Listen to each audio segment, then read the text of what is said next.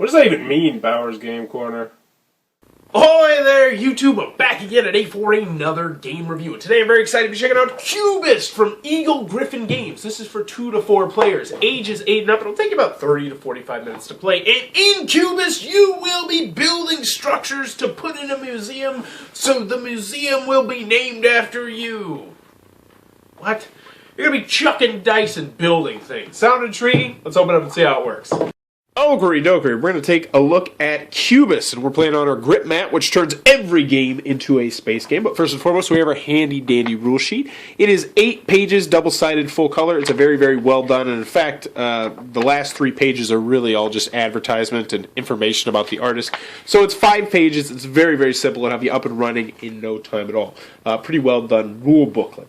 So next, we're going to go over all the components and the gameplay, and I'm just going to run through a couple mock hands, because that'll be the easiest way to do it. But first, in this game, as I mentioned, you are going to be building a museum, which will be a card that is placed out on the board right here. And as you can see, there's going to be numerous different kinds of museums based on how many players you have. So 2, 3, and 4 in it. So each game is you're going to be building a little bit different museum. So we can set those sides of the card, and you're going to set that in the middle. This is the middle board that everyone's going to be working on. You're all working together to build a museum.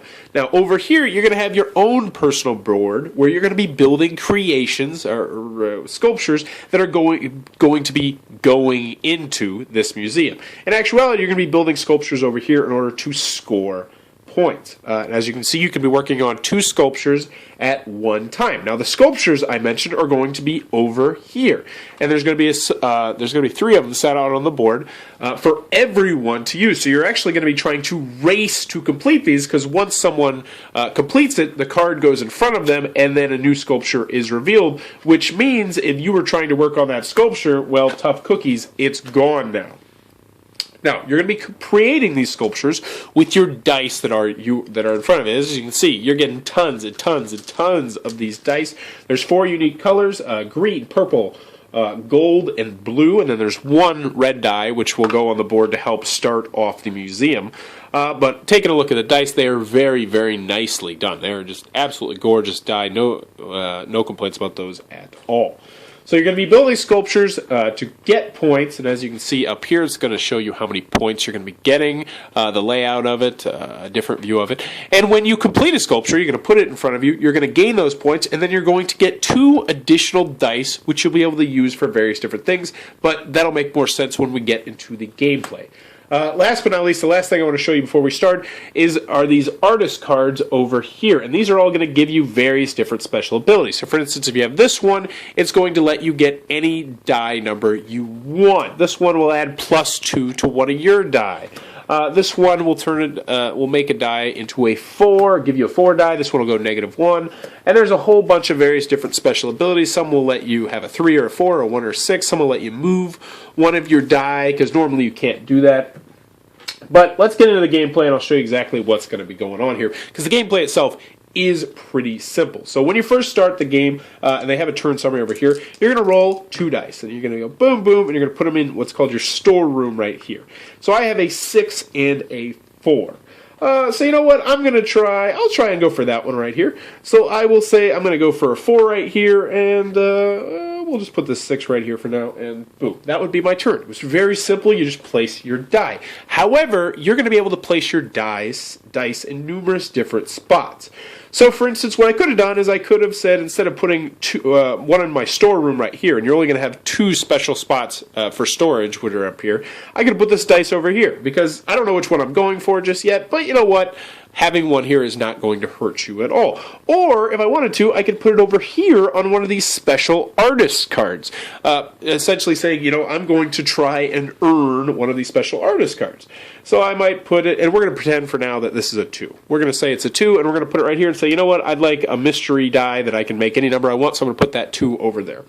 And then everyone else would take their turn, and then it would be my turn again. So I'd roll it again, and oh, look and behold, I got a 2, and I got a 4, which is a great example. So let's go back to this card. I said I wanted to make this card. However, the thing is, I can't just put this 2 right here. I can't do that. If you want to stack dice like this, or like that one right there, you have to have the same number. So luckily for me, I do have a 4, so I could put that 4 right there, and that's great, but I still need one more to complete it, so that's not complete just yet. Now I have this 2 over here, so I have a couple options. I can either put it into my storage room right here and use it on a later turn. I can put it over here to try and start another completely different sculpture, because you'd be working 2 at a time, or I can put it back over here, and now I am 1 die closer to getting that mystery die, whichever one I want. So I'm going to decide to put it over there, and I'm good to go. So it's going to go around, other people are going to be doing various different things, and then I'm going to roll my die again, and I have a 6 and a 2. So the obvious one right here is that, you know what, I'm going to want to put this 2 right here, which means, boom, I have unlocked that special ability. Now, these special abilities over here are one-time uses. You can only use it once, but that sounds like it's pretty crummy, but it's actually kind of nice.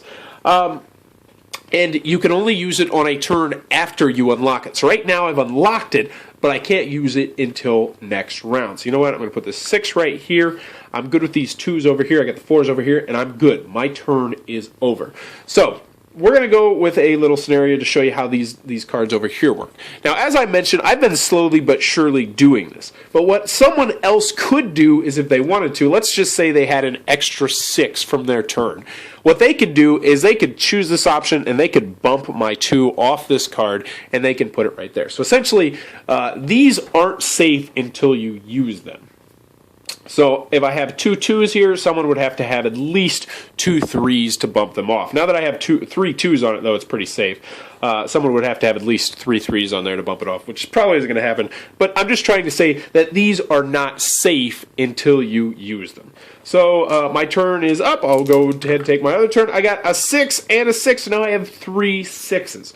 What am I going to do? Well, you know, the first thing I'm going to do, I'm going to cash this card in. I put these 3 cards back here, discard this, get a new artist card out there for someone to take, and now this card is going to let me get one of my dice and put it wherever I want, whatever number I want. So I'm going to turn that into a 4, and boom! I have completed this sculpture, which is great, because at the end of the game, it's going to give me 1 point, so I can wipe this out right here, put this in front of me, and now it's going to have the option of a 3 or a 4.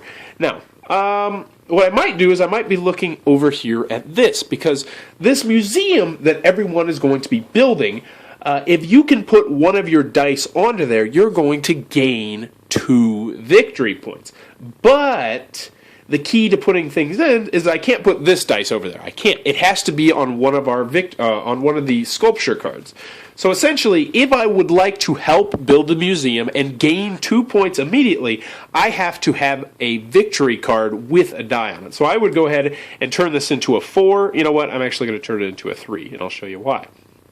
Because so far, the only sculpture we built was all about stacking things up. Because if you want to stack something up, you have to have the same number. However, if you want to play a card next, or a die next to something, you have to have either 1 more or 1 less. So I can go ahead and I can do this. Now, what I'm trying to say here is, so let's say the next guy comes along and he has a 6 and he wants to play it on the museum. He can't, because you can see we have a 3 and we have a 4. 1 more or 1 less, so we'd have, on this side, we'd have to have either a 2 or a 4, and over here, we'd have to have either a 3 or a 5. So his 6 is not going to work. But that's not terrible, because you can use a card on here. So let's pretend I have my 3 here.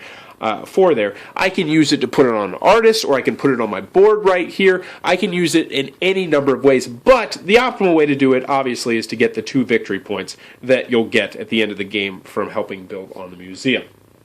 But anywho, you're going to continue rolling 2 dice a turn, building various different sculptures, trying to get various different special abilities, putting things onto the museum and building the museum, and the game ends when either A, the museum is completely built, or B, someone has built 5 sculptures, 5 of these right here. Once that has happened, you tabulate up your victory points, and then you add +2 for each of the dice you have on the museum in the middle, even if it's not complete, and whoever has the most points is going to be the winner of Cubist. And that, in a nutshell, is how Cubist is played. Okery dokery, Cubist from Eagle Griffin Games. What are my final thoughts? Let's go over the pros, let's go over the cons.